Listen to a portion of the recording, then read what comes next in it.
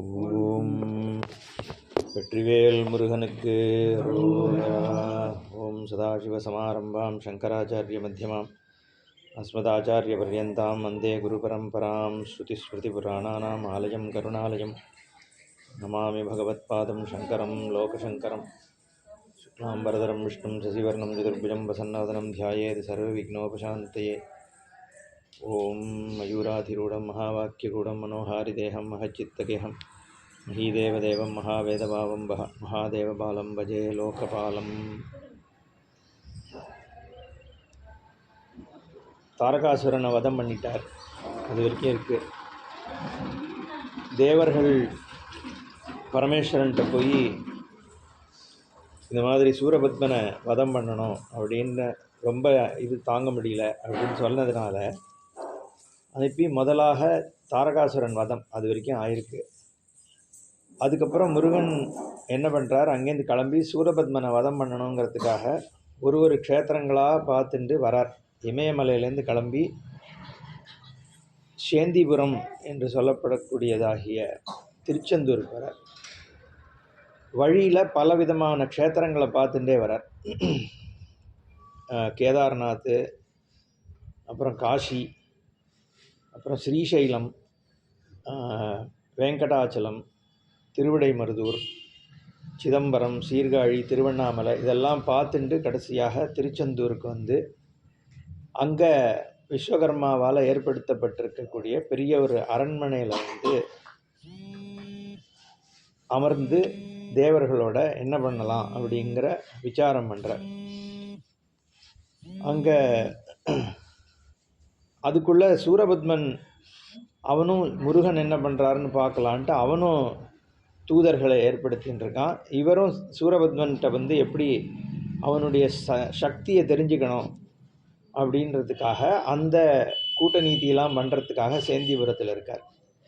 இதுக்கு நடுவில் முதல்ல அசுரர்களை பற்றிய விஷயம் தெரிஞ்சுக்கணும் அப்படிங்கிறதுனால அசுரர்களுடைய உற்பத்தி எப்படி ஆச்சு, அவர்களுடைய கதை என்னன்ட்டு பிரம்மாவட்டியும் விஷ்ணு இவர் தேவர்களோடு கூட பிரம்மா விஷ்ணுவும் இருக்கா. அவர்கள்ட்ட கேட்குறார் முருகன். கேட்ட உடனே அவர்கள் தேவகுருவாகிய ப்ரஹஸ்பதியை கூப்பிட்டு அசுரர்களுடைய உற்பத்தி எப்படி ஏற்பட்டது அப்படிங்கிறத சொல்லுன்னு சொல்கிறார். பிரம்மாவினுடைய புதல்வர் கஷ்யபர்னு ஒரு மகர்ஷி, அவர் மனைவி தித்தின்னு பேர். அவர்களுக்கு 66 கோடி அசுரர்கள், எப்படி 33 கோடி தேவர்கள் இருக்காளோ அந்த மாதிரி 66 கோடி அசுரர்கள் கஷ்யபருக்கு பிறந்திருக்கு. அதை தவிர அசுரேந்திரன்னு ஒரு மன்னன், அவன் வந்து அசுரர்களுக்கு தலைவனாக இருக்கான். இவளுடைய குழந்தைகள் அந்த அசுரேந்திரன் அப்படிங்கிற ஒரு அரசன் தான் அவளுக்கு தலைவராக இருக்கான். அந்த அசுரேந்திரனுக்கு ஒரு பொண்ணு இருக்கா, சுரசைன்னு. அவள் வந்து சுக்கராச்சாரியாருக்கு வந்து சேவை பண்ணின்னு இருக்கா.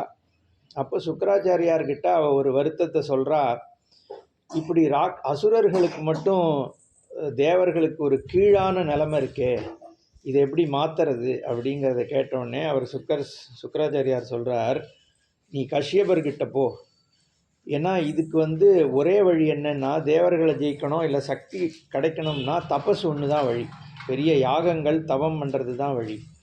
அதை நீ பண்ணணும்னா நம்ம அசுரர்களை ஏற்படுத்துறது ரைட்டு, அப்போ எப்படி இது தவம் எப்படி பண்ணுவேன், யாகம் எப்படி பண்ணுவேன், அதனால் என்ன பண்ணு, நீ கஷ்யபர்கிட்ட போய் கஷ்யபர் வழியாக நீ அசுர குழந்தைகளை பெற்றுட்டேன்னா அவர்களை வச்சு யாகம் பண்ண வச்சு சக்தி அடையலாம் அப்படின்னு சொல்லி சுக்கராச்சாரியார் அனுப்பி விட்டுறார் இவள்கிட்ட. இவன் என்ன பண்ணுறா, மாயை வேஷத்தை எடுத்துட்டு கஷ்யபர்கிட்ட வரா. வந்த உடனே கஷ்யபரும் அவள் மேலே மோகம் கொண்டு அவளை வந்து என்னை கல்யாணம் பண்ணிக்கணும்னு சொல்கிறார்.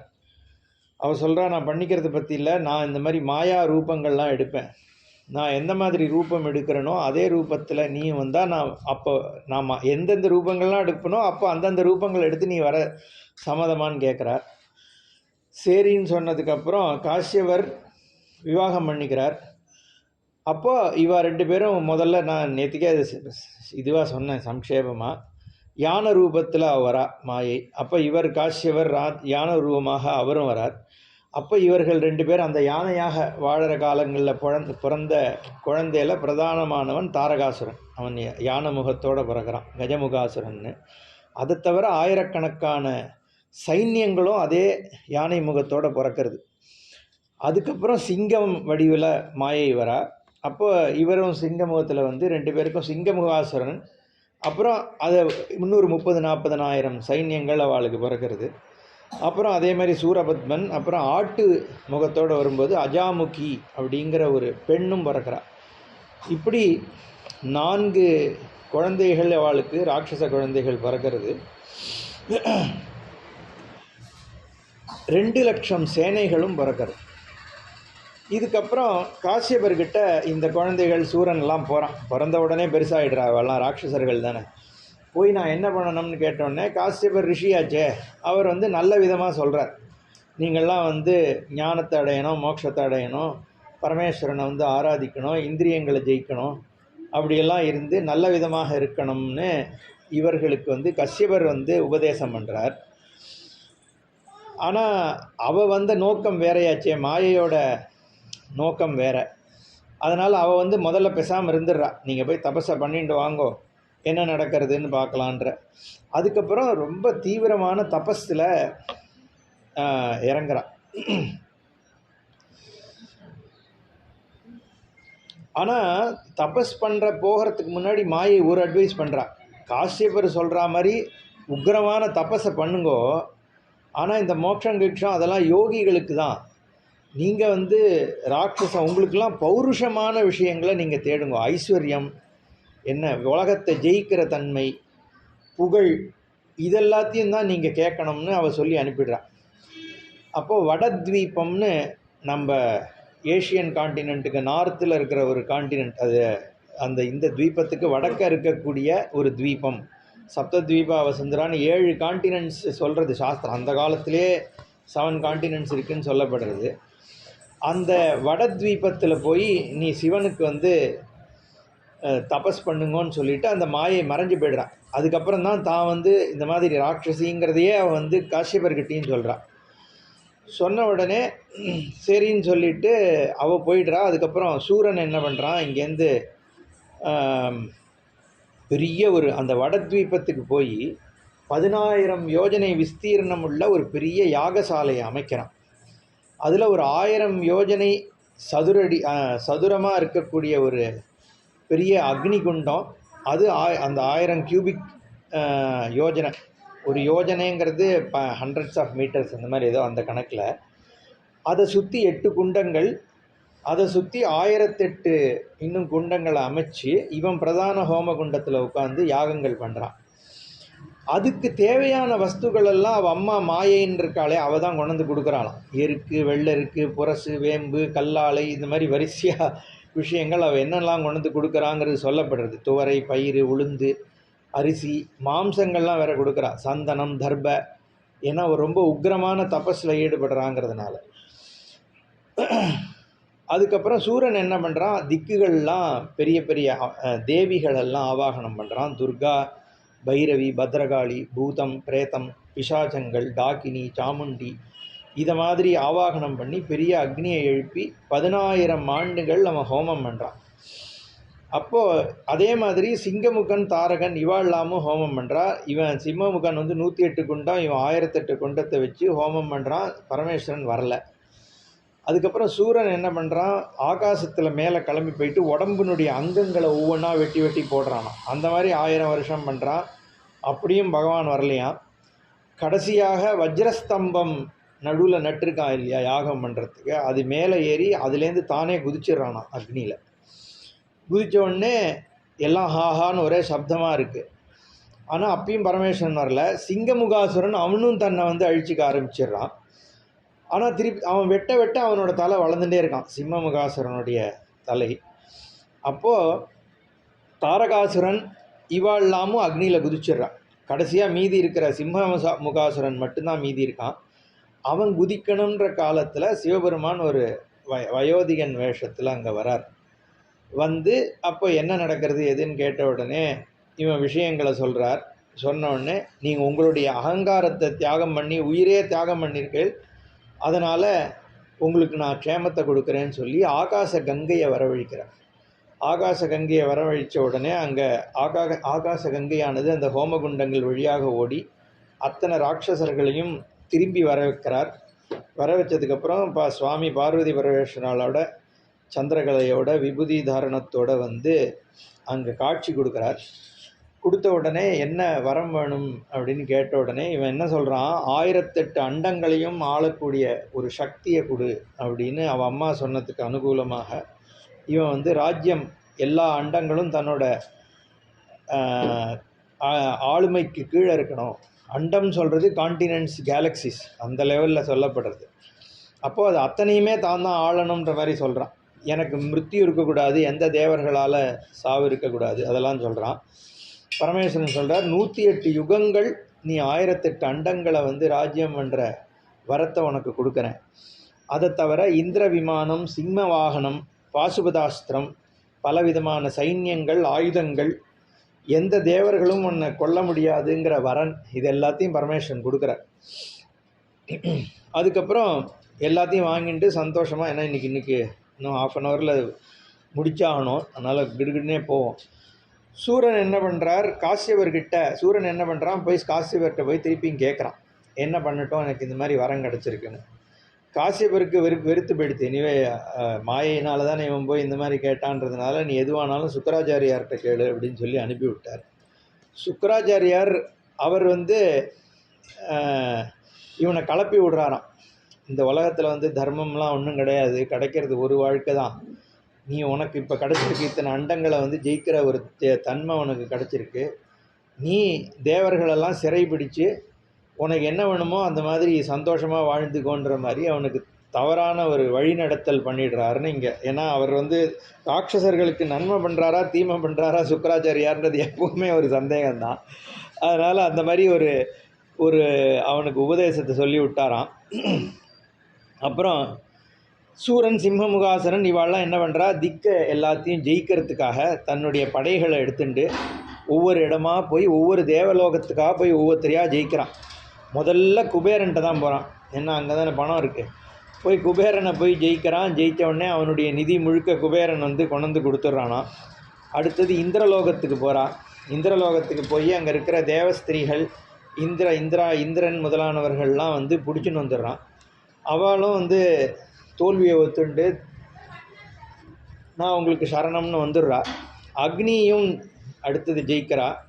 அதுக்கப்புறம் பாசுபதாஸ்திரம் இதெல்லாம் உபயோகப்படுத்தி ஒவ்வொரு தேவர்கள் ஒரு லோகங்கள் அப்படியே ஜெயிச்சுட்டே வரான். யமனை ஜெயிக்கிறான் அடுத்தது.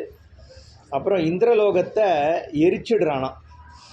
அப்புறம் நேராக நிருதியை மட்டும் போய் சண்டை போடலை. நிருதிக்கிட்ட போய் என்ன சொன்னால், நீயும் அசுரன் நானும் அசுரன் தான், அதனால் நான் உன்னை ஒன்றும் பண்ணலை, நீ எனக்கு நண்பனாக இருந்துட்டு உன்னோட காரியத்தை பண்ணுன்னு சொல்லி நிருதிக்கு மட்டும் கொஞ்சம் உயர்வான தன்மையை கொடுத்துட்டு அடுத்தது வருணனை போய் ஜெயிக்கிறான். அப்புறம் வாயுவை ஜெயிக்கிறான். இப்படி ஒரு திக்கு எல்லாத்தையும் ஜெயிச்சிடுறாங்களாம் இந்த சூரபத்மன் முதலிய ராட்சசர்கள். நாகராஜர்களை போய் முதல்ல தேவலோகங்கள் போனால், அதுக்கப்புறம் பாதாள லோகத்துக்கு போய் நாகராஜர்கள் எல்லாரையும் ஜெயிக்கிறான்.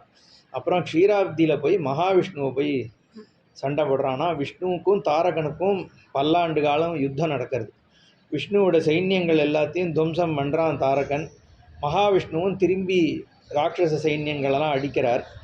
அப்புறம் விஷ்ணுவனுடைய கவச்சத்தையே உடைச்சிடுறானா கத்தியை போட்டு தாரகன். அப்புறம் தாரகன் பல பானங்கள்னால தாரகனோட ரத்தத்தை உடைக்கிறார் விஷ்ணு. அப்புறம் தாரகன் வேறு ரத்தத்தை எடுத்துன்னு வரான். அப்புறம் மகாவிஷ்ணுவும் ஒரு மாயா ஸ்வரூபம் உண்டு அவருக்கு இல்லையா, மாயா. இவன் தாரகனும் நேற்றுக்கு பார்த்தோம் அந்த யுத்தத்தில் வந்து மாயா ஸ்வரூபத்தை எடுத்து சண்டை போட்டான்ட்டு. 2 பேரும் மாயா ஸ்வரூபத்தில் சண்டை போடுறான். கடைசியாக மகாவிஷ்ணு பார்த்தார், அவரோட சக்கரத்தை எடுத்து விடுறார், சுதர்சன சக்கரம். சுதர்சன சக்கரத்தையும் பிடிச்சி மாலையாக போட்டுட்டானான். ஏன்னா இவனுக்கு வந்து இந்த 108 யுகத்துக்கு இவன் தான் ராஜாவாக இருக்கணும்னு பரமேஸ்வரனுடைய வரம் இருக்கிறதுனால இவனை எதுவும் பண்ண முடியல. அதுக்கப்புறம் விஷ்ணுவும் சரண்டர் ஆகிடுறார். இதுக்கு மேலே நம்மளால் ஒன்றும் பண்ண முடியாதுன்னு அவர் விட்டுறார். அடுத்தது பிரம்மாட்ட போகிறான். பிரம்மா என்ன பண்ணுறார், சரி இது வந்துட்டு சண்டை போட்டு பிரயோஜனம் இல்லை, சொன்னார் கஷ்யபர் என் பையன்தான், நீலாம் வந்து கஷ்யபரோட பையனாக பிறந்ததுனால நான் உனக்கு தாத்தா முறையாச்சு, அதனால் நமக்குள்ளே எதுக்கு சண்டை, நீ என்ன கேட்குறியோ அதை பண்ணுறேன்னு சொல்லிட்டு அவரும் கைண்டுன்றார். யாருமே அவனை எதிர்க்கலையாம். அதுக்கப்புறம் சூரபத்மாதிகள்லாம் போகிற வழியில் சிவலோகத்தை பார்க்குறா.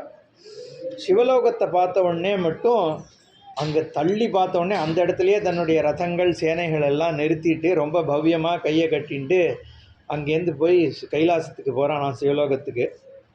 அங்கே வெவ்வேறு கணங்கள் சிவலோகத்தில் பரமேஸ்வரனை சுற்றி உட்கார்ந்துருக்கு. பெரிய பெரிய முனிவர்கள் ஞானிகள் இவெல்லாம் தபஸ் பண்ணின்னு இருக்கா. ருத்ரகணங்கள்லாம் பாடல் பாடின்னு இருக்கு. நந்திகேஸ்வரர் காவல் காத்துன்னு இருக்கார். ரொம்ப விகாரமான ரூபங்கள் உடையதாகிய பலவிதமான கணங்கள் ருத்ரர்கள் இவா எல்லாருமே கையில் சுற்றி உட்கார்ந்துட்டு பரமேஸ்வரனை வந்து தபஸ் பண்ணிட்டு இருக்காளாம், ஆராதனை பண்ணிட்டு இருக்காளாம். ஒருத்தனுக்கு 2 கை இருக்குது, ஒருத்தனுக்கு 4 கை இருக்குது, ஒருத்தனுக்கு 1 கண் இருக்குது. இப்படிலாம் இருக்கக்கூடிய கணங்கள் முழுக்க சிவலோகத்தில் இருந்துன்னு இருக்கான். அப்போது நந்திகேஸ்வரர்கிட்ட போய் சூரபத்மன் நான் போய் பரமேஸ்வரனை பார்க்கணும்னு சொல்கிறான். ஏன்னா நந்திகேஸ்வரர் தான் வாசலில் கதவில் இருக்காருன்றதை நம்ம பார்த்துருக்கோம். அப்போது நந்திகேஸ்வரனுடைய அனுஜ்ஞை கிடச்சி தான் போய் பரமேஸ்வரனை பார்க்கணும் அப்படிங்கிறது இருக்குது. அதுக்கு தாற்பயம் என்னன்றதெல்லாமும் நம்ம பார்த்தோம் ஏற்கனவே. அப்போது நந்திகேஸ்வரர்கிட்ட போய் இவன் கேட்குறான், நான் போய் ஈஸ்வரனை பார்க்கணும்னு. நந்திகேஸ்வரர் கேட்குறார், என்ன விஷயமாக போய் பார்க்கணும்னா, ஒன்றும் இல்லை, எங்களுடைய தெய்வமாக இருக்கிறது பரமேஸ்வரன் தான், அவரோட அனுகிரகம் வாங்கிக்கணும் அப்படின்னு சொல்லிவிட்டு அதுக்கு தான் உடனே போய் ஈஸ்வரனுக்கு போகிறதுக்கு வந்து நந்திகேஸ்வரர் அனுஜ்ஞை கொடுக்குறார். அதுக்கப்புறம் சூரபத்மாதிகள் நேர போய் ஈஸ்வரன்கிட்ட நமஸ்காரம் பண்ணி ஸ்தோத்திரம் பண்ணுறா.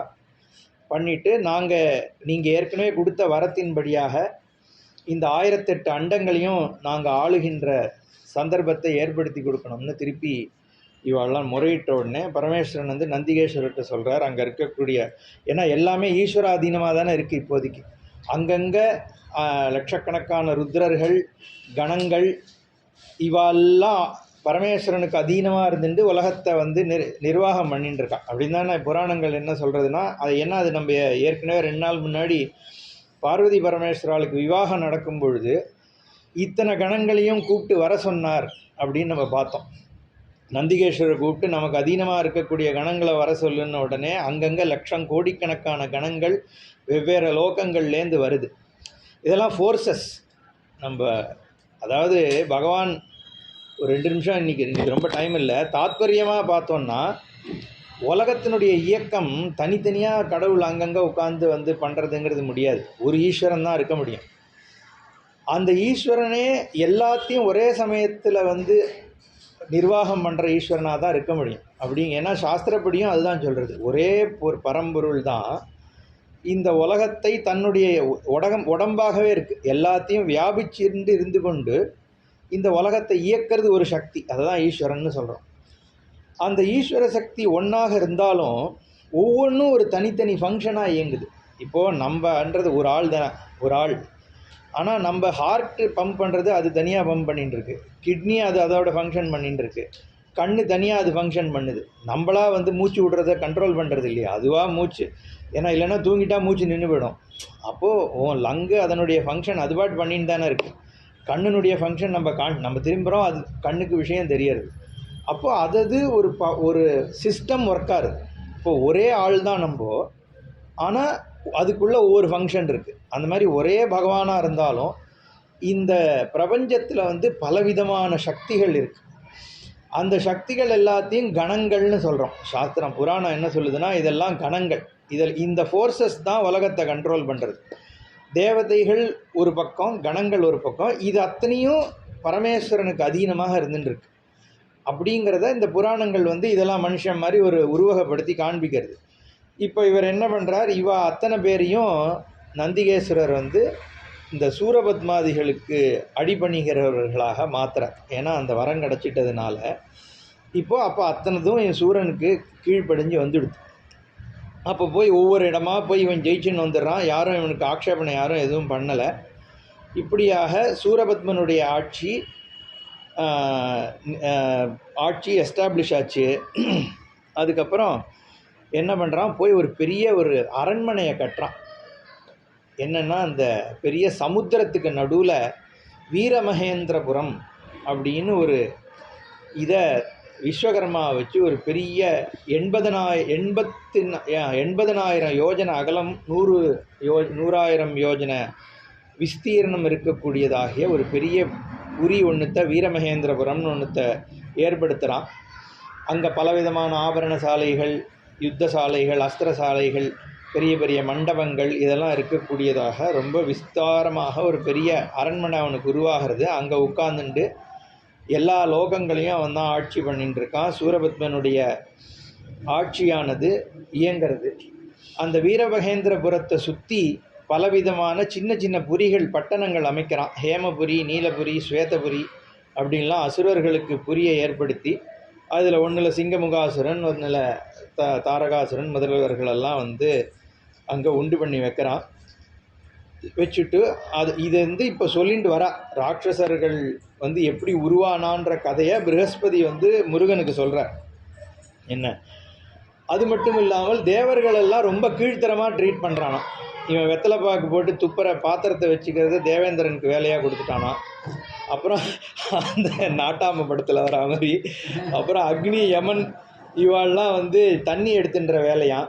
நான் ஏற்கனவே சொன்ன மாதிரி வாயு வந்து பெருக்கிற வேலை கொடுத்துட்டான் காற்றுக்கு. அப்புறம் வெண்சாமரம் வீசுகிற வேலையும் அவனுக்கு கொடுத்தானா. அப்புறம் இங்கே வருணனுக்கு வந்து கையில் கிண்டி எடுத்துன்னு வந்து எல்லாருக்கும் தண்ணி கொடுக்கறது, விசிறி விடுறது, இந்த மாதிரி வேலை. சந்திரன், சூரியன் கொடை பிடிக்கிறா. இப்படி ஒத்தரையும் ரொம்ப அவமானப்படுத்தி அதே மாதிரி தேவலோக ஸ்திரீகளெல்லாம் அபகரிச்சின்னு போயிட்டான். இப்படியெல்லாம் இருக்கக்கூடிய ஒத்தனை வந்து தான் அவனுடைய விஷயங்கள் இப்போ சொல்லிட்டு வரார். அதனால் முருகன் ஏற்கனவே கிளம்பிட்டார் வதம் பண்ணுறதுக்கு. அதே மாதிரி இவன் ஆணையிடுறான் குபேரன்கிட்ட வந்து ராட்சசர்களுக்கு எப்போ என்ன பைசா வேணாலும் கொடுத்துருங்கோ. இன்னும் யமன்கிட்ட வந்து உன்னோட ஆளெல்லாம் யாரும் வந்து அவளுக்கு துக்கத்தை ஏற்படுத்தக்கூடாது, இந்த வியாதி கீதி இது எதுவும் பண்ணாமல் எல்லோரும் சௌக்கியமாக பார்த்துக்கோன்னு சொல்லி இவரை பண்ணின்னு இருக்கான்.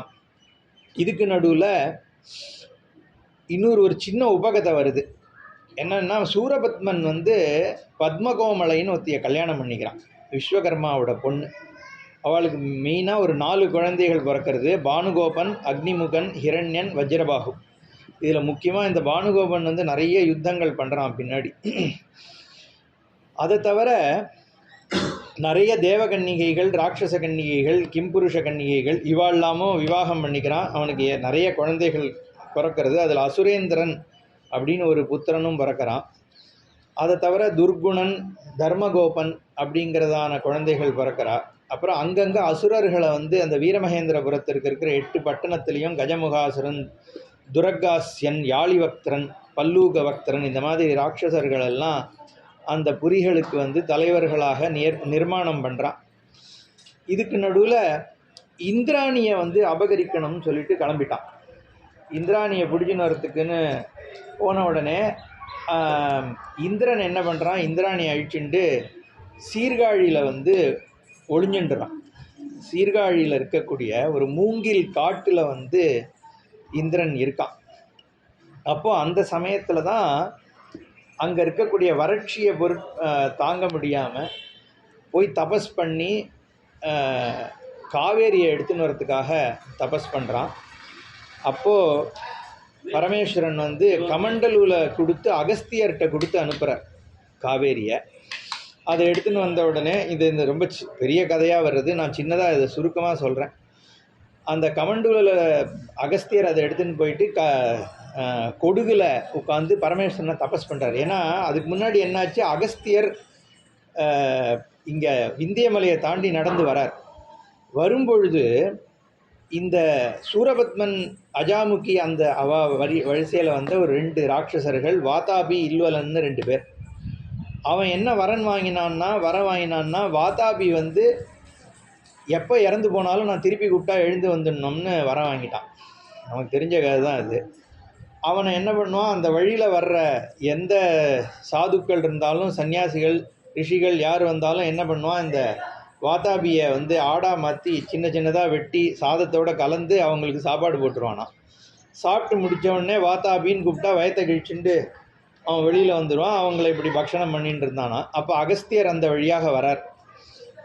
அவன் அந்த 2 பேரும் காசிவரோட அந்த வம்சத்தில் வர்ற ஆட்கள் தான். அது ரொம்ப அவசியமாக சொல்லி ஆகணும். ஏன்னா பிரம்மஹத்தி தோஷம் வந்துடுறது அகஸ்தியருக்கு. இதனால் ராட்சசாலாவே இருந்தாலும் கஷ்யபர் வழியில் வந்தவர்கள் புத்திரர்கள்ன்றதுனால அவர்களை கொன்னதுனால இவருக்கு வந்து அகஸ்தியருக்கே பிரம்ம ஹத்தி தோஷம் வருதுன்னு இருக்குது.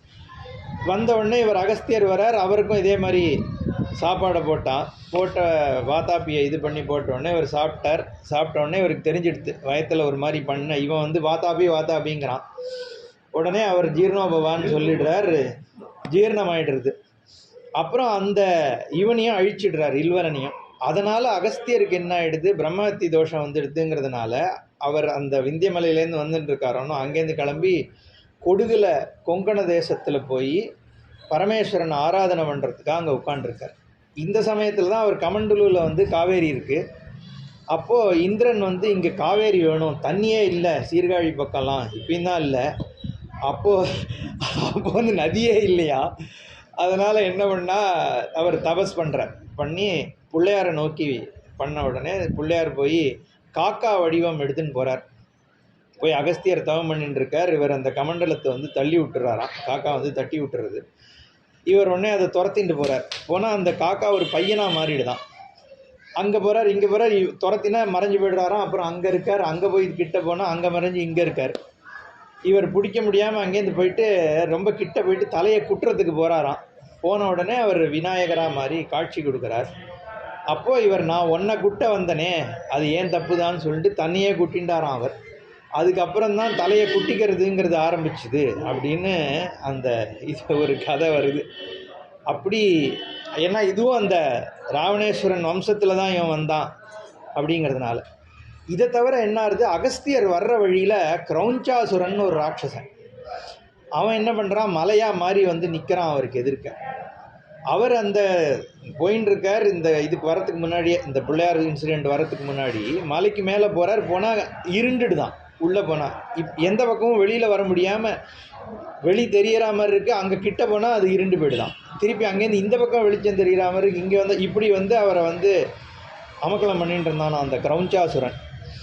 அதுக்கப்புறம் தான் அவனுக்கு வந்து சாபம் கொடுக்குறார், உன்னை நீ கிரௌஞ்ச மலையாக ஆகு, பின்னாடி தாரகனை வதம் பண்ணும்போது முருகன் வந்து உன்னை வதம் பண்ணுறதாகட்டும்னு அவனுக்கு சாபம் கொடுத்துட்டு போயிடுறார். இந்த விற்த்தாந்தங்கள் இது எல்லாமே வந்து ப்ரஹஸ்பதி வந்து அசுரர்களுடைய விற்த்தாந்தம் சொல்லும்போது சொல்லிட்டு வரா.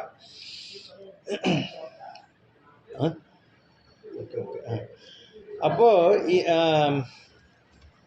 இது இருக்கா, நம்ம கொஞ்சம் வேகமாக போவோம், ஏன்னா இன்னும் அரை மணியில் முடித்தானோ. இதுக்கப்புறம் அஜாமுகி என்ன பண்ணுறா, நம்ம சீதையை போய் இவ போய் பார்க்குறாளே ராவணனோட தங்க சூர்பனகை, அந்த கதையாக இவ என்ன பண்ணுறா, இந்திராணியை பிடிக்கிறதுக்காக அஜாமுகி போய் அவள் போய் அங்கேருந்து இந்திராணியை பிடிச்சின்னு வர ட்ரை பண்ணுறா. அப்போ கணாதிபர்னு இங்கே தர்மசாஸ்தாவனுடைய கதையும் வருது. ஐயப்பனோட கதை எப்படி மகாவிஷ்ணு பரமேஸ்வரனுக்கு பிறக்கிறார், அவருடைய அந்த மகாகாலன்றவ இந்த அஜாமுகியோட கையை வெட்டிடுறான். வெட்டினதுக்கு அப்புறம் அவள் போய் இந்த விஷயத்தை சொன்ன உடனே பானுகோபனை அனுப்பி நீ வந்து என்ன நடந்ததுன்னு பார்த்துன்னுவான்னு சொல்லி அந்த விஷயங்கள் எல்லாம், அந்த அசுரர்களுடைய கதை இப்படியெல்லாம் சொல்லி முடியறது. இதுக்கப்புறம் முருகன் என்ன பண்ணுறார், சேந்திபுரத்தில் இப்போ இருக்கார். இதுதான் வந்து அசுரர்களுடைய விற்த்தாந்தம் அப்படின்னு சொல்லி முடிக்கிறார். இந்த அசுரகாண்டம்னு ஒரு காண்டம் முழுக்க இருக்குது. இது ஒரு 50 பக்கத்தை நம்ம ஒரு 20 நிமிஷத்தில் பார்த்தோம். அசுரர்களுடைய சரித்திரம் முழுக்க அந்த காண்டத்தில் சொல்லப்படுறது.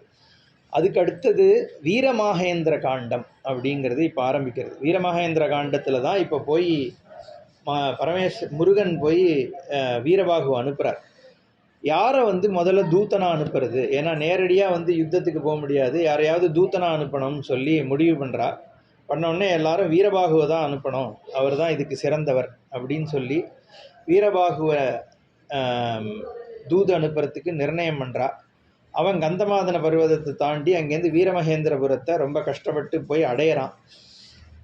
அங்கே அடையிறதுக்கு முன்னாடி வானத்து வழியாக பறந்து போகிறான் வீரபாகு. அப்போது இலங்கையில் யாழிமுகன் அப்படின்னு ஒரு ராட்சசனை இவன் உட்கார வச்சுருக்கான் சூரபத்மன். இலங்கையை தாண்டாங்கிறது வருது. ஸோ இங்கேருந்து இவர் திருச்செந்தூர்லேருந்து வீரபாகு கிளம்பி போகிறான். வழியில் இலங்கையிலேயே அவனை வந்து ஸ்டாப் பண்ண ட்ரை பண்ணுறான். அந்த யாழிமுகனோட பெரிய யுத்தம் நடக்கிறது. பெரிய யுத்த வர்ணனம் இருக்குது. எப்படியெல்லாம் வந்து ராட்சசர்கள்லாம் வந்து கோரமாக அவங்ககிட்ட யுத்தம் பண்ணார்கள். கோரன் அதிகோரன் அப்படின்ற மாதிரியான ராட்சசர்கள்லாம் வாயிலில் நின்று அவனை தடுக்க பார்த்தாளாம். அப்படி அதெல்லாம் தாண்டி தகர்த்தெறிஞ்சிட்டு வீரபாகு வந்து தாண்டி போகிறார். வீரமகேந்திர பட்டணத்துக்குள்ளே நுழைஞ்சிடுறார். நுழைஞ்சதுக்கப்புறம் இவனை ரொம்ப அவமானப்படுத்தி தான் வரவேற்க மாட்டேங்கிறான் சூரபத்மன்.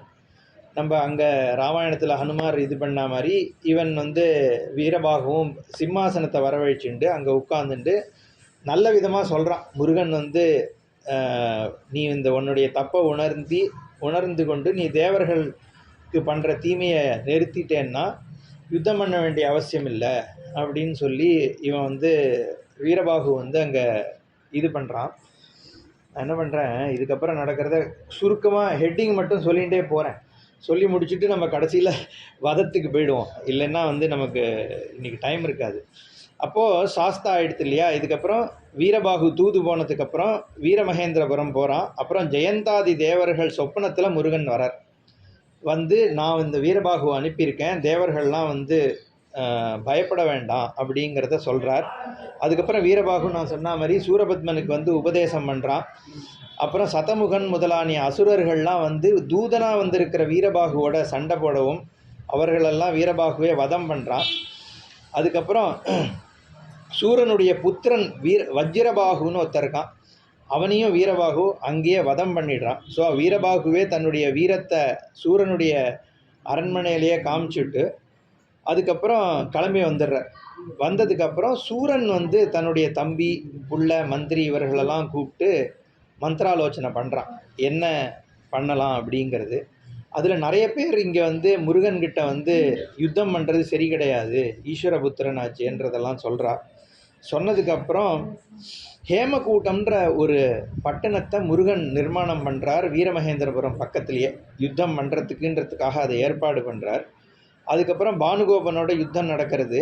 அவள் யுத்தத்துக்கு தயாராகி பானுகோபன் தலைமையில் சைன்யங்கள் ரெடியாகுது. அப்போ நாரதர் அதை வந்து முருகன்கிட்ட சொல்லி அசுரர்கள்லாம் இந்த மாதிரி முயற்சி எடுத்துன்னு இருக்கா அப்படின்னு சொன்னதுக்கப்புறம் பானுகோபன் அதுக்கப்புறம் சண்டைக்கு வரான். கணாதிபர்களுக்கும் பானுகோபனுக்கும் யுத்தம் நடக்கிறது. வீரபாகு வந்து பானுகோபனோட சண்டை போட்டு அவனை மூர்ச்சை அடைய பண்ணுறார். ஏன்னா இது கிட்டத்தட்ட 300 பக்கம் கதை இருக்குது. இன்னும் 20 நிமிஷத்தில் நம்ம கிடுகிடுன்னு பார்த்துன்னு வந்துடும், ஏன்னா இப்போ இல்லைன்னா முடிக்க முடியாது. அப்புறம் அமோகாஸ்திரம் அப்படிங்கிறத சுவாமி வந்து பிரயோகம் பண்ணி காப்பாற்றுறார் அவருடைய தேவர்கள் எல்லாம். அப்புறம் ஸ்கந்தனே முருகனே யுத்தத்துக்கு ஆயத்தமாகி சிம்மபக்தரனுடைய பிள்ளைகளான அதிசூரன் முதலானவர்களோட பாசுபதாஸ்திரத்தினால யுத்தம் நடக்கிறது. அதுக்கப்புறம் அசுரேந்திரன் அவனுக்கும் வீரபாகுக்கும் யுத்தம் நடந்து வீரபாகு அசுரேந்திரன்னு தாரகனுடைய பிள்ளையாக இருந்தானே, நம்ம நேற்றுக்கு பார்த்தோம். தாரகனோட பிள்ளை அசுரேந்திரன் ஒருத்தன் வந்து சூரனை பார்த்தான்ட்டு அவனை வதம் பண்ணுறார். அப்புறம் வீரபாகு சூரபத்மனையும் அவனோட தேர் அவனோட சாரதியும் வதைக்கிறார். அதுக்கப்புறம் ஸ்கந்தன் முருகன் வந்து சூரன் தேர் இல்லாமல் பண்ணதுக்கப்புறம் சூரன் தெருவெல்லாம் ஓடுறானான், சேர் இல்லாமல் ஆயுதம் இல்லாமல் நகரம் முழுக்க ஓடுறான். அப்புறம் பானுகோபனுக்கு சம்மோகனாஸ்திரத்தை அவள் பாட்டியான மாயாதேவி கொடுக்குறா. அப்புறம் வீரபாகு பானுகோபன் இவா 2 பேரும் ஒரே சமயத்தில் பாசுபதாஸ்திரத்தினால் யுத்தம் பண்ணுறார்கள். அப்புறம் பூத சைன்யங்களை பானுகோபன் சம்மோகனாஸ்திரத்தினால் மோகிக்க பண்ணி அவர்களுக்கு துன்பத்தை ஏற்படுத்தினான். அப்புறம் முருகன் தன்னோட சக்தியை பிரயோகம் பண்ணி ஆயுதத்தினால பானுகோபன் சம்மோகனாஸ்திரத்தை அறுத்து இவா எல்லாத்தையும் திருப்பி வெளியில் கொண்டு வரார். இதெல்லாம் ஒன்று ஒவ்வொரு அத்தியாயம், நான் ஒரு லைனாக சொல்லிட்டு வரேன். அப்புறம் ஹிரண்யன் சூரனுடைய புத்திரனான ஹிரண்யன் என்ன பண்ணுறான், தான் அப்பாக்கே வந்து அட்வைஸ் பண்ணுறான், நீ வந்து இவ்வளோ சக்தியாக இருக்கக்கூடிய ஒரு குழந்தைய வந்து இந்த மாதிரி நீ எதிர்த்து பண்ணுறது உனக்கு புத்திசாலித்தனம் இல்லை, அதனால் ஈஸ்வரபுத்திரன்றதுனால ஒழுங்காக சரணடைன்னு ஹிரண்யனும் சொல்கிறான். அதுக்கப்புறம் சிம்மமுகாசுரனும் பின்னாடி சொல்கிறான். சூரன் அதை கேட்கல. அப்புறம் அக்னிமுகன் அப்படின்னு சூரனோட புத்திரனை வீரபாகு வதம் பண்ணிடுறார். அதுக்கப்புறம் அப்புறம் தர்மகோபன் புத்திரன் இருக்கான், அவனையும் வதம் பண்ணுறார். அதுக்கப்புறம் பானுகோபன் 3 தடவை யுத்தம் பண்ணுறான் முருகனோட. அவனே திருப்பியும் சூரன்கிட்ட போய் சொல்கிறான், நீ முருகன்கிட்ட சரணாகதி பண்ணிடு அப்படின்னு சொல்லி. அப்புறம் அதையும் கேட்கல. 3வது முறையாக யுத்தம் நடக்கிறது. அப்புறம் வீரபாகு பானுகோபனை வதம் பண்ணுறார். அப்புறம் சிம்மமுகாசுரன் யுத்தத்துக்கே வரமாட்டேங்கிறான் முதல்ல. அப்புறம் செஞ்சோற்று கடனுக்காக நம்ம கும்பகர்ணன் கதையாக அவனும் யுத்தத்துக்கு வரான். அப்புறம் வீரபாகு சிம்மபக்தரனுடைய புத்திரர்களை வதம் பண்ணுறார். அப்புறம் மாயாபாசத்தினால வீரபாகுவை வந்து சிம்மபக்தரன் என்ன பண்ணுறான்னா உதயமலை அப்படிங்கிற இடத்துல தள்ளி அவனுக்கு துன்பத்தை ஏற்படுத்துகிறான். அப்புறம் கடைசியில் முருகன் பார்க்குறார், அவரே யுத்தத்துக்கு நேராக வரார். முருகன் சிம்மமுகனை முதல்ல வதம் பண்ணுறார். சிம்மமுகன் வதத்துக்கு அப்புறம் சூரன் ரொம்ப கவலைப்பட்டு அவன் நேரடியாக யுத்தத்துக்கு கிளம்பி வரான். அப்புறம் தேவ சைன்யத்தை காப்பாற்றினதுக்கப்புறம் இந்த சூரபத்மன் என்ன பண்ணுறான்னா பலவிதமான மாயா ரூபங்கள்னால சண்டை போடுறான் முருகனோட. கடைசியாக சூரபத்மனுடைய யுத்தம்தான் ஒரு 4-5 அத்தியாயத்தில் பேசப்படுறது. அப்போ ராட்சசர்கள் அவனோட அசுர சைன்யங்கள் முழுக்க அடிபட்டு விழுந்ததுக்கப்புறம் திருப்பியும் சூரபத்மன் என்ன பண்ணுறான், அவன் அம்மா மாயாட்ட போய் இந்த மாதிரி ஆயிடுத்து என்ன பண்ணுறதுன்னு கேட்குறான். அப்போது சுதாமலைன்னு ஒரு மலை, அந்த மலையை ஏற்படுத்தி இவ கொடுக்குறான். சுதாமந்திர மலை அப்படிங்கிற ஒரு மலையை கொடுத்து அந்த காற்றுனால திருப்பி இவர்கள் அத்தனை அசுரர்களும் திருப்பி எழுந்து வந்துட்டாலாம். இவன் கூட என்ன மாயா, இவன் சூரன் என்ன பண்ணுறான், மாயா உருவம் எடுத்து பல உருவங்கள்னால யுத்தம் பண்ணுறான். அப்புறம் முருகன் அவனை துரத்திட்டு போகிறார், ஒவ்வொரு மாயா உருவத்தையும் அடிக்கிறார். அடித்து முடித்ததுக்கப்புறம் அதெல்லாம் போனதுக்கப்புறம் இவர் விஸ்வரூபத்தை காண்பிக்கிறார் முருகன். சூரனுக்கு முதல்ல தேவர்களுக்கு ஒரு இடத்துல விஸ்வரூபம் காமிச்சார் இல்லையா. இப்போ இந்த இடத்துல ராவணேஸ்வரனுக்கு துரியோதனனுக்கு அங்கே கிருஷ்ணர் விஸ்வரூபம் காமிச்சா மாதிரி இந்த இடத்துல முருகனானவர் சூரபத்மனுக்கு அந்த க்ஷணம் அவனுக்கு நான் தான் சர்வவியாபியான ஈஸ்வரன் அப்படிங்கிறதாக அவரோட விஸ்வரூபம் காண்பிக்கப்படுறது. எல்லா அண்டங்கள் முழுக்க அவருடைய உடம்புல இருக்க சின்ன சின்ன, அதாவது முடியில் இருக்கக்கூடிய பேன் மாதிரி இருக்குது ஒவ்வொரு அண்டங்களும்ன்ற மாதிரிலாம் விவரணம் இருக்குது. விஸ்தாரமாக விஸ்வரூபம்னா என்னென்னா சர்வமும் நான் தான் அப்படிங்கிற தன்மையை காண்பிக்கிறது. அதை பார்த்து அப்புறம் சூரன் சொல்கிறானா, மனசுக்குள்ளே நினச்சிக்கிறானா, இப்போ இவாள்லாம் எனக்கு இத்தனை தடவை சொன்னாலே முருகன் சாக்ஷாத் பரமேஸ்வரன்ட்டு, அதை நான் கேட்காம இருந்துட்டேன். ஆனால் இப்போ என் தம்பி என்னோட பையன் இவாள்லாம் சொல்லியுமே நான் கேட்கல. இருந்தாலும் ஒரு விதத்தில் நான் அதை கேட்காம இருந்ததுனால தான் இப்போ யுத்தம் பண்ணி உலகம் உள்ளளவும் என் பேர் இருக்க போகிறது. அதனால் ஒரு விதத்தில் இதுவும் நல்லது தானோன்னு மாற்றி மாற்றி அவன் பேசிக்கிறானான். அப்போ இவனுக்கு சூரனை வதம் பண்ணுறதுக்கு தேவேந்திரனே மயில் வாகனமாக மாறி முருகனுக்கு வராருன்னு தான் இதில் கதை இருக்குது. நம்ம ஆட்டுக்கடா வச்சு தான் சம்ஹாரம் பண்ணுறதுன்னு பண்ணுறமே ஒழிய, இந்த ஸ்கந்த புராணத்துப்படி தேவேந்திரன் தானே மயிலாக ஆகி முருகனுக்கு வாகனம் ஆகிறான். அது மேலே உட்காந்துன்னு போய் தான் முருகன், ஏன்னா இவனும் மாயா ரூபமாக அங்கங்கே வெவ்வேறு ரூபத்தில் பறவை ரூபம் பக்ஷி ரூபமாகலாம் சூரபத்மன் பறக்கிறான். அப்போ மயிலில் போய் தான் அங்கே போய் யுத்தம் பண்ணுறார் அப்படின்னு இது சொல்கிறது. அப்போ அங்கங்கே அந்தந்த ரூபங்களை அடித்து முடிச்சுட்டு இவன் விஸ்வரூபத்தை காமிக்கிறார் முருகன். அப்போது கடைசியில் திருப்பியும் அந்த ஞான கண்ணை திரும்பி வாங்கின்றாராம். வாங்கினதுக்கப்புறம் திருப்பி இவன் சண்டைக்கு ரெடி ஆகிட்டான். ஈவன் தோ அந்த விஸ்வரூபம் காமிக்கிற க்ஷணத்தில் தான் சரணாகதி பண்ணுறது தான் நல்லதுன்னு அவனுக்கு தோணினா கூட பின்னாடி திருப்பி அந்த பழைய இதை ஏற்படுத்தி விட்டுறார். அதுக்கப்புறம் இவன் 2 பேருக்கு யுத்தம் நடக்கிறது. சூரபத்மன் கடலுக்கு நடுவில் ஒரு பெரிய விருட்சமாக, மாமரம்னு தான் சொல்லப்படுறது இங்கே, அவ்வளோ பெரிய விருட்சமாக மாறி நிற்கிறான். அதனால் அங்கே இருக்கக்கூடிய பர்வதங்கள் ஜலம் எல்லாம் கொந்தளிக்கிறதான், தேவலோகங்கள் எல்லாம் வரைக்கும் பரவி இருக்கக்கூடிய அந்த விருட்சமாக இருந்துட்டு எல்லாரையும் பயமுத்துறானா. அதுக்கப்புறம் முருகன் கடைசியாக சக்தி ஆயுதமாகிய வேலை எடுத்து அந்த மரத்தை 2ஆக பொளக்கிறார். பொளந்ததுக்கப்புறம் திருப்பி தன்னுடைய சுய உருவத்தோடு திருப்பி சண்டைக்கு வரான். அதையும் பொளந்ததுக்கப்புறம் தான் சேவலாகவும் மயிலாகவும் பிரிகிறான். ஏன்னா முன்னாடியே ஒரு இடத்துல என்ன சொல்லப்படுறதுன்னா, நேற்றுக்கும் இதை நான் சொன்னேன், 2 ரூபமாக எனக்கு வேணும். ஒரு ரூபத்தினால நான் முருகனை சுமக்கணும், இன்னொரு ரூபத்தில் முருகன் என்ன சுமக்கணும். இந்த 2மே இருக்கக்கூடிய ஒரு தன்மையோடு நான் உன்னுடைய உன் பையனால் நான் வதம் பண்ணப்பட்டாலும் இந்த தன்மை எனக்கு கிடைக்கணும்னு இவன் வரம் வாங்கியிருக்கான். அதனால் சேவலாகவும் மயிலாகவும் இங்கே சூரபத்மன் 2ஆக ஆகிறான். ஆனதுக்கப்புறம் அந்த சேவலை தாங்கி கொடியில் வச்சுக்கிறார். அங்கேயுமே அதனுடைய அகங்காரத்தை நீக்கி அந்த சேவலானது முருகனை சரணாகதி அடையிறது அப்படின்னு அங்கே சொல்லப்படுறது.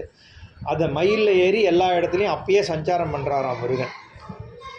அதுவும் அகந்தை நீங்கி முருகனுக்கு சேவகம் பண்ணிட்டு எல்லா இடத்துலையும் சுற்றி வருதுன்னு சொல்லி அப்படி சூரசம்ஹாரம் அதோட பிரூர்த்தி ஆகிறது.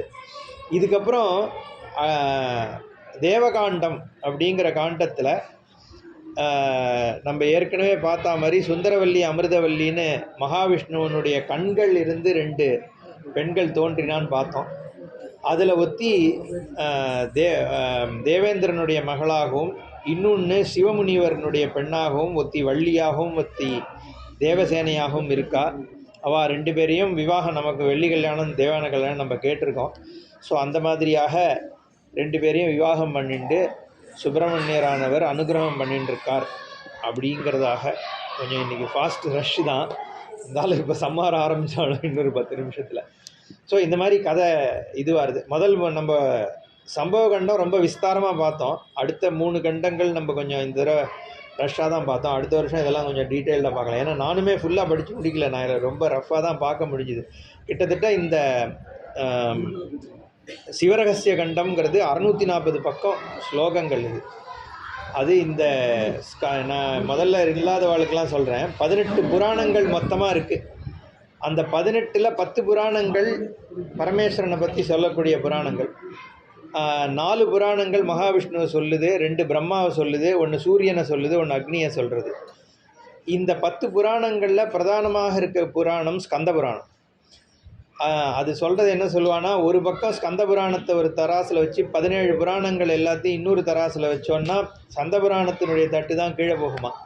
அப்படி ஒரு சாநித்தியம் இருக்கக்கூடிய புராணம் ஸ்கந்த புராணம். இது 1,00,000 ஸ்லோகங்கள் இருக்கக்கூடிய ஸ்கந்த புராணம். இதுலேயே 2 வெர்ஷன் இருக்குது. ஒன்று வடக்க மாகேஸ்வர கண்டம், அயோத்தியா கண்டம், காஷி கண்டம், பிரபாச கண்டம், இந்த மாதிரி 7 கண்டங்கள் இருக்கக்கூடிய ஒரு ஸ்கந்த புராணம் வடக்க இருக்குது. அதில் காசியில் இருக்கக்கூடிய வெவ்வேறு க்ஷேத்திரங்கள், அயோத்தியாவில் இருக்கிற க்ஷேத்திரங்கள், அதெல்லாம் எப்படி உற்பத்தி ஆச்சு, யாரெல்லாம் அந்த லிங்கங்களெல்லாம் ஸ்தாபனம் பண்ணால், இதெல்லாம் அங்கே சொல்லப்படுறது. பிரபாச கண்டம்ங்கிறது சோமநாத்தை பற்றி ஒரு கண்டமே இருக்காதுங்க. அதே மாதிரி நம்ம அருணாச்சல மகாத்மியம் இருக்குது. இந்த மாதிரி பல விஷயங்கள் அந்த ஸ்கந்த புராணத்தில் இருக்குது.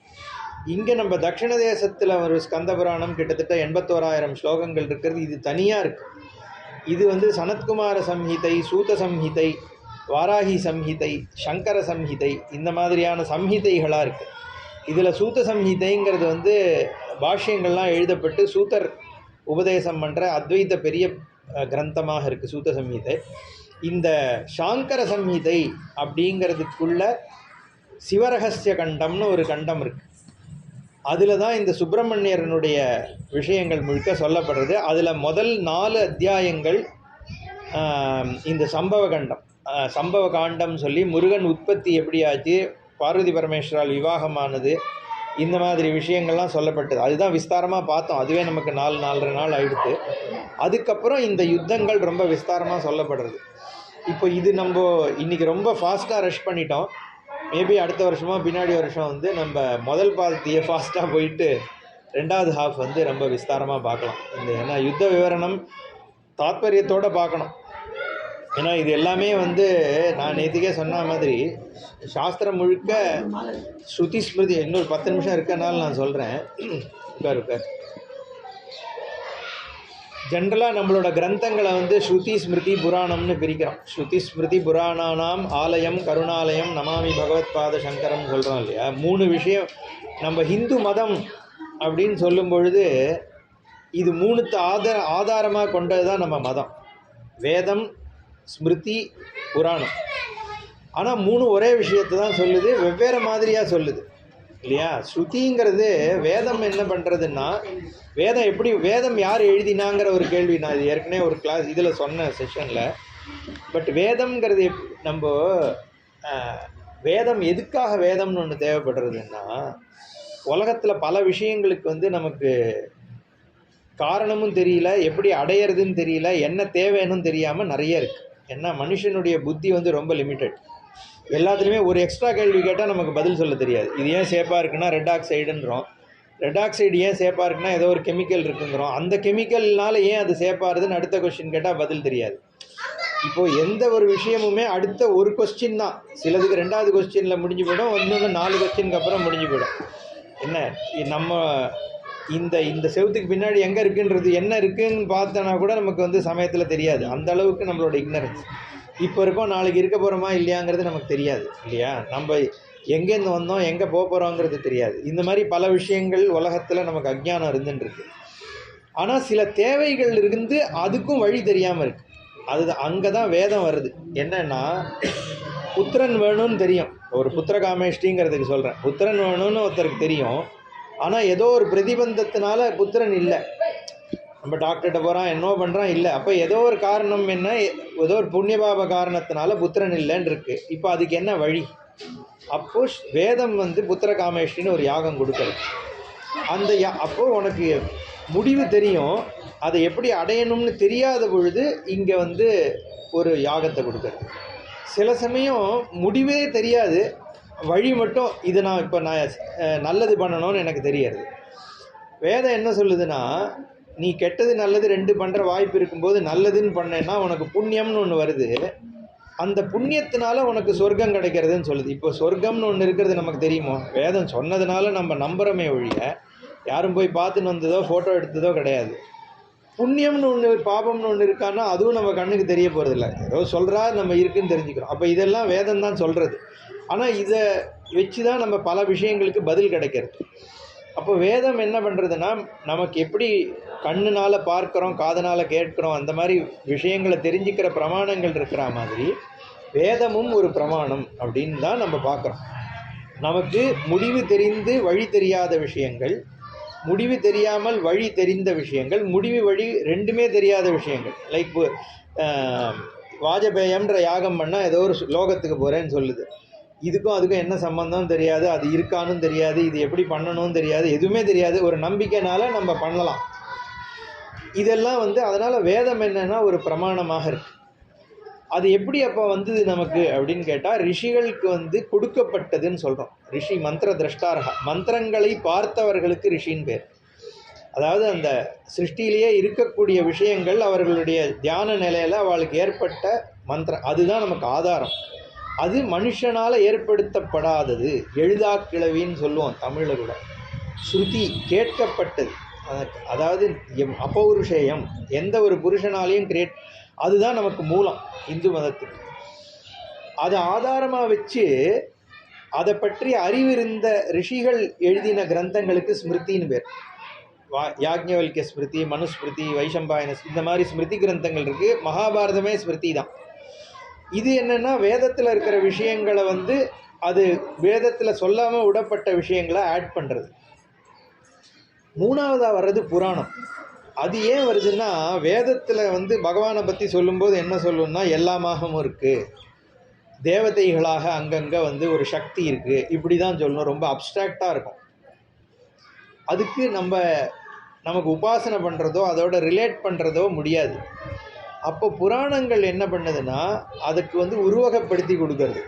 புராணங்கள் தான் பரம்பிரம்மன்னா நமக்கு என்ன புரியும்? ஒன்றும் புரியாது. எல்லாமாவும் அதுதான் இருக்குது, எல்லாத்துக்கும் சாட்சியாக இருக்குது, அது வார்த்தையால் பட முடியாது, பார்க்க முடியும். இந்த மாதிரி சொன்னோன்னா நம்மளால் அதை வச்சு என்ன பண்ணுறது? அந்த மாதிரி ஒரு விஷயத்தை வச்சு உபாசனையே பண்ண முடியாது. அப்போ அந்த ஞானம் ஏற்படுற வரைக்கும் அதோடு நான் எப்படி ரிலேட் பண்ணணுங்கிறதுக்காக புராணங்கள் அதுக்கு உருவம் கொடுக்குறது. இப்போ ஒரு சுவாமியோட உருவத்தை கொடுத்ததுன்னா அது ஒரு தாத்பரியத்தில் அந்த உருவம். நம்ம ஏற்கனவே முருகனே எடுத்துப்போம். இப்போ நம்ம முருகனை பற்றி தானே பேசிகிட்டு இருக்கோம். முருகன்றது ஒரு பர்சன், சிவனோட பையன் அப்படின்னு புராணம் சொல்கிறது ஒரு கதையாக இப்போ சொல்லப்படுறது. அதையே நம்ம தத்துவமாக பார்க்கும் பொழுது அந்த ரூபத்துக்கு ஒரு காரணம் இருக்குது. நான் ஏற்கனவே தண்டபாணியை பற்றி சொன்னேன். தண்டபாணி ஒரு பக்கம் இடுப்பில் கையை வச்சுட்டு எதுலேயும் படாமல் இருக்கக்கூடிய பரம்பிரம்மம், இன்னொரு பக்கம் தர்ம தண்டத்தை கையில் வச்சுட்டு உலகத்தினுடைய இயக்கத்தை பண்ணிட்டு இருக்கக்கூடிய ஒரு சக்தி. ஒரே ரூபந்தான், பாதி சக்தியாகவும் இருக்குது, பாதி பரம்பிரமமாக இருக்குது. அர்த்தநாரீஸ்வரர் அதே தத்துவம் தானே. ஒரு பாதி பரமேஸ்வரன், அது குணம் இல்லாத சர்வாதாரமாக இருக்கக்கூடிய ஸ்வரூபம். இன்னொரு பக்கம் முழுக்க முழுக்க சக்தி, அதுதான் அதுவும் நம்மளுக்கு மாயா சக்தின்னு சொல்கிறது. அம்பாளை தான் மகாமாயைன்னு சொல்கிறோம்ல, மகமாயிங்கிறது அதுலேருந்து தான் வந்திருக்கு. அம்பாளினுடைய சக்தினால தான் உலகம் தெரியறது. இல்லைன்னா வெறும் பிரம்மமாக இருக்கிற பிரம்மம் அம்பாளினுடைய சக்தியினால் உலகமாக தெரியறது. அம்பாள் தனி கிடையாது, சுவாமி தனி கிடையாது, ரெண்டும் ஒரே ஸ்வரூபந்தாங்கிறதுனால அர்த்தநாரீஸ்வரராக காமிக்கிறது. இதே முருகன் எடுத்துட்டோம்னா அதே தான். இந்த 5 முகம் வந்து பரமேஸ்வரனுடைய பஞ்சகிருத்தியத்தையும் அதோ முகமான அம்பாளினுடைய முகத்தையும் சேர்த்து 6 முகமாக அந்த அதே சுவாமி அம்பாள் சேர்ந்த உருவந்தான் முருகன். அதனால தான் சோமாஸ்கந்தராக பார்வதி பரமேஸ்வராளுக்கு நடுவில் அந்த முருகனை காமிக்கிறார் இல்லையா. அது அந்த ரூபத்துக்கு முழுக்கவே தாத்பரியம்தான். நான் ஏற்கனவே சக்தி வேல் பற்றி சொன்னேன், ஞான சக்தின்னு சொல்லிட்டு. அதே மாதிரி இந்த நேத்திக்கு தான் சேவலும் பேசணும். சேவல் வந்து எழுப்புதல், தூங்கின்னு இருக்கிறப்போ வந்து மோட்சத்துக்காக எடுத்த ஜென்மா வாழ்க்கையை வந்து எது வந்தது. இப்போது எல்லாம் ஆடு பஸ்வாதிபியா அவிசேஷாத் சங்கரர் சொல்லும் பொழுது மாடுக்கும் நமக்கும் என்ன வித்தியாசம்? மாடும் ஒருத்தன் புல் எடுத்துன்னு வந்தான்னா புல்லை நோக்கி போகிறது, கம்பை எடுத்துன்னு வந்தான்னா அவன்கிட்டேருந்து தள்ளி போயிடுறது. ஸோ விருப்பம் இருக்க பொருளை தேடி போகிறதும், பயத்தை ஏற்படுத்த பொருள்லேருந்து தள்ளி போகிறதும், குழந்தைகள் பெற்றுக்கிறதும் இது பசுமாட்டுக்கும் இருக்குது. இதை தான் நீ பண்ணுறேன்னா நீ மனுஷனாக பிறக்கிறதுனால நீ என்ன வந்து பசுவோட வித்தியாசப்பட்டு இருக்க அப்படின்னு கேட்குற. நான் சொன்னது ரிப்பீட் பண்ண வேண்டாம். நேற்றுக்கு சம்ஷேபமாக என்ன சொல்கிறேன்னா, மனுஷனால் மட்டும்தான் தன்னை பற்றிய ஒரு ஜட்ஜ்மெண்ட் பண்ண முடியும். இதில் நிறைய பேர் நேற்றுக்கு இல்லை, சில பேர் இருந்தால் நான் யார் அப்படிங்கிற ஒரு தீர்மானத்தை என்னால் மட்டும்தானே பண்ண முடியும். ஒரு மாடுனாலேயோ ஆடினாலேயோ அது தன்னை அறிஞ்சு கொள்ளக்கூடிய தன்மை கிடையாது, மனுஷனுக்கு மட்டும்தான் இருக்குது. அப்போ அந்த ஞானம் அடையிற ஒரு வாய்ப்பு நமக்கு தான் இருக்குது. ஆனால் நீ அதுக்கான பிரயத்தனம் பண்ணாமல் உட்காண்டிருக்கேங்கிற பொழுது நீ எந்த காரணத்துக்காக இங்கே வந்தியோ அதை ஒன்று செய்ய சொல்லி எழுப்புறதான் அந்த சேவல். ஆன்மீகத்தினுடைய எழுப்புதலை வந்து சிக்னிஃபை பண்ணுறது. ஏன்னா பகவானே ஞானஸ்வரூபமாக இருக்கிறதுனால அந்த உருவகம் இதை வந்து புராணங்கள் பண்ணுறது. அதே மாதிரி புராணம் என்ன பண்ணுதுன்னா, ஒரு சுவாமியை பற்றிய குணங்களை வந்து இப்போது கிருஷ்ணர்னு சொல்கிறோம், ராமர்னு சொல்கிறோம், அப்புறம் முருகன் சொல்கிறோம். இப்போ 3 கேரக்டர் நம்ம சொல்கிறோம் இல்லையா. ஒரு எக்ஸாம்பிள் சொல்கிறேன். இந்த பெயர் சொன்னோடனே ஒரு விதமான குணங்கள் நமக்கு அசோசியேட் ஆகுது. இப்போ கிருஷ்ணர்னு சொன்னால் ஒரு கேரக்டரிஸ்டிக் பெயிண்ட் ஆகிறது இல்லை. ராமர்னு சொன்னால் தர்மம் தான் மைண்டில் வருது. கிருஷ்ணர்னு சொன்னால் ஆனந்தம். அந்த உருவமே அதை தான் காண்பிக்கிறது. ராமர்னால் நேராக தான் நிற்பார். இப்போது டான்சர்ஸ்லாம் தெரியுமே, ராமர் வந்து நிற்கணுன்னாலே ஸ்ட்ரெயிட்டாக தான் நிற்கணும். ஏன்னா வில்லு ஆள், ஏன்னா தர்மம் வந்து எங்கேயுமே வளைஞ்சு கொடுக்காது. இது ரைட்டுனா ரைட்டு இல்லையா, தப்புனா தப்பு. அதனால் ராமர் வந்து தர்மத்தை காண்பிக்கும் பொழுது அப்படி தான் இருக்கணும். கிருஷ்ணர் வந்து சந்தோஷம்னா என்ன பண்ணுறோம், வளையிறோம். என்ன நம்ம வெக்க வந்துடுதுன்னா என்ன கோணறோம் இல்லையோ. அப்போது கிருஷ்ணர் வந்து திரிபங்கத்தோடு தான் இருக்கார், 3ஆக வளைஞ்சி தான் இருக்கார். அதே மாதிரி அப்போது ஒவ்வொரு சுவாமிக்கும் ஒரு குணம், அந்த குணம் வந்து அந்த ரூபத்தோடு சேர்த்தே நமக்கு புராணங்கள் சொல்கிறது. இப்போ புல்லாங்குழலுமே கால் தான். இப்போ எப்படி சேவல் வந்து ஆன்மீகத்துக்கு கூப்பிடுதுன்றதை காண்பிக்கிறோமோ, ஃப்ளூட்டும் வந்து கால் டு டிவினிட்டி தான். அதே மாதிரி மகாவிஷ்ணுங்கிறது சர்வ வியாபியாக இருக்காருன்றதுனால எல்லாத்தையும் வியாபிக்கிறது என்ன வர்ணத்தில் இருக்குது, நீல வர்ணத்தில் தானே இருக்குது. இப்போது ஆகாசமாக இருக்கட்டும், கடலாக இருக்கட்டும், எல்லாமே நீல வர்ணம். இப்போது நீல வர்ணம்ன்றது வியாபிக்கின்ற தன்மையை குறிக்கிறது. அதனால் கிருஷ்ணர், ராமர், மகாவிஷ்ணு இவாளெல்லாம் நீல வர்ணமாக தான் நம்ம உருவகப்படுத்துகிறோம். அப்போ ஏன் சிவன் மட்டும் ஏன் நீளமாக இல்லைன்ற, ஏன்னா அவரும் சர்வ வியாபியாக தானே இருக்கணும். ஆனால் சிவன் வந்து சர்வ வியாபி இல்லை. ஏன்னா சிவனுடைய தன்மையில் வந்து உலகம் இருந்தால் தான் அதை வியாபிக்க முடியும். வரேன் அது சிவன்ற வந்து சர்வ ஜெகத்து சம்ஹாரமான நிலையில் தான் பரமேஸ்வரன். சுத்த ஸ்படிக சங்காசம்னு சொல்கிறோம். சிவனுக்குன்னு தனக்குன்னு ஒரு வர்ணம் கிடையாது. ஏன்னா சாட்சாத் நிர்குண பிரம்மன் தான் பரமேஸ்வரன். அம்பாளினுடைய வர்ணத்தினால தான் வந்து ஈஸ்வரன் சிருஷ்டி பண்ணுறாரு நான் சொன்னேன். அப்போது அந்த மாயா லேசம் மட்டும்தான் பரமேஸ்வரன்ட்ட இருக்கே ஒழிய, பரமேஸ்வரன் நிர்குண வஸ்து தான். அந்த கொஞ்சோண்டு அந்த அம்பாளினுடைய சக்தி லேசம் மட்டும் கழுத்தில் இருக்குது நீலகண்டமாக. அதுதான் விஷம், சம்சார விஷம் இருக்கே, அது வந்து இருக்கா அங்கே. சம்சாரங்கிற இந்த விஷம் வந்து ஒரு அங்கமாக இருக்குது பரமேஸ்வரன்ட்ட. அப்போது அந்த வெண்மையான நிறம்ங்கிறது எதை காண்பிக்கிறதுனா நிர்குணத்தை காண்பிக்கிறது. அதுக்காக சொல்ல வந்தேன். அப்போது ஒரு ரூபம் அதை பின்னாடி வந்து புராணங்கள் வந்து ஒரு குணத்தை சொல்கிறது. அப்போ இந்த உருவத்தை நான் பார்த்தேன்னா அதுக்கு பின்னாடி இருக்கிற பல குணங்களும் சேர்ந்து தானே என் மனசில் வருது. கிருஷ்ணர்னா இப்படி இருக்கார், அவர் வந்து லீலை பண்ணுறவர், அவர் வந்து இந்த மாதிரி அவரோட நான் ரிலேட் பண்ணணுங்கிறது எப்படி எனக்கு ஏற்படுறதுன்னா, புராணங்கள் வந்து கிருஷ்ணர்ன்ற அந்த உருவத்தை சுற்றி ஒரு கேரக்டரிஸ்டிக்கை வந்து பில்டு பண்ணுது இல்லையா? அதே மாதிரி புராணங்கள் ராமர்ன்ற ஒரு உபாசனா மூர்த்தியை சுற்றி ஒரு கேரக்டரிஸ்டிக் பில்ட் பண்ணுறது. அப்போ முருகன் எப்படி இங்கே ப்ரெசென்ட் பண்ணப்படுறாருன்னா, முருகன் இது எப்படி வந்து ராமர் தர்மத்துக்காக சொல்கிறோமோ, கிருஷ்ணர் 2-3 விதமாக நம்ம ரிலேட் பண்ணுறோம். ஒன்று, கிருஷ்ணம் வந்தே ஜெகத்குரு, ஏன்னா பகவத்கீதையை சொன்னார்ன்றதுனால கிருஷ்ணரை வந்து குருவாக பார்க்க முடியறது. கிருஷ்ணர் பால லீலைகள் பண்ணார்ன்றதுனால குழந்தையாக ரிலேட் பண்ண முடியறது. கிருஷ்ணன் அர்ஜுனனுக்கு சாரத்தியம் பண்ணி சகாவாக இருந்தார்ன்றதுனால சகாவாக ரிலேட் பண்ண முடியறது. கோபிகைகளோட வந்து விளையாடினார் அப்படிங்கிறதுனால அந்த மாதிரியும் வந்து ரிலேட் பண்ண முடியறது பகவானோட. இப்படியெல்லாம் பலவிதமான கோணங்கள் கிருஷ்ணருக்கு இருக்கா மாதிரி சுப்பிரமணியரும் அதே மாதிரி தான். பாலரூபமாக இருக்கார், குரு ரூபமாக இருக்கார், வீர ரூபமாக இருக்கார், தேவர்களை ரட்சை பண்ணியிருக்கார். இப்படி பலவிதமாக சுப்பிரமணியனுடைய உபாசனைகள் இந்த புராணங்கள்னால சொல்லப்படுறது. அந்த 2வது பகுதி முழுக்க வீரரசம். அது நம்ம இன்றைக்கி ரொம்ப ஃபாஸ்ட்டாக போனமே ஒழிய முருகனுடைய வீரரசம் ரொம்ப விஸ்தாரமாக இங்கே சொல்லப்பட்டிருக்கு இந்த 4 அத்தியாயங்களில். அதுக்கு முன்னாடி முருகனுடைய ரூப குணங்கள்லாம் சொல்லப்பட்டு, இப்போ மேபி அடுத்த வருஷமோ பின்னாடி வருஷத்தில் நம்ம வீரரசத்தை வந்து இன்னும் விஸ்தாரமாக பார்க்கலாம்.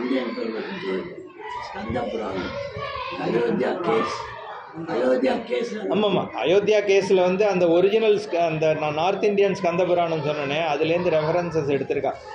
அந்த ஹரி டெம்பிள் இருந்ததுங்கிறது அங்கே ரெக்கார்டு இருக்குது. ஸ்ரீ ஹரி விஷ்ணு ஹரி கோவில் இருந்தது. அந்த கோவிலுக்கு வந்து அயோத்தியாவில் இந்த மாதிரி இவாள்லாம் போனா அப்படின்னு அந்த கோவிலினுடைய விவரணம் எந்த இடத்துல சரையுலேருந்து எந்த இடத்துல தள்ளி அந்த விஷ்ணுஹரி கோயில் இருந்ததுங்கிறத வச்சு தான் அந்த அவர் பேர் அந்த ஐயங்கார் ஆர்கியூ பண்ணார், பராசரன். அதை எடுத்து தான் வந்து ஆர்கியூ பண்ணார் அப்படின்றது இருக்குது. அதனால் ராமர் அங்கே பிறந்தாரா அப்படிங்கிறது நான் படித்த வரைக்கும் அயோத்தியா காண்டத்தில் இதில் இல்லை, ஸ்கந்த புராணத்தில் அப்படி இல்லை. ஜென்மஸ்தானுங்கிற பேரும் நான் பார்க்கல. ஆனால் அந்த இடத்துல விஷ்ணுஹரி கோவில் இருந்ததுங்கிறது வந்து அயோத்தியா அந்த ஸ்கந்த புராணத்தில் அங்கே சொல்லப்படுறது. ஸோ இதோட பூர்த்தி பண்ணிப்போம். ஓம் பூர்ணமத பூர்ணமிதம் பூர்ணாத் பூர்ணமுதச்யதே பூர்ணஸ்ய பூர்ணமாதாய பூர்ணமேவாவசிஷ்யதே. ஓம் சாந்தி ஷாந்தி ஷாந்தி. ஹரி ஓம் ஸ்ரீ குருப்யோ நம. ஹரி ஓம். வெற்றிவேல் முருகனுக்கு.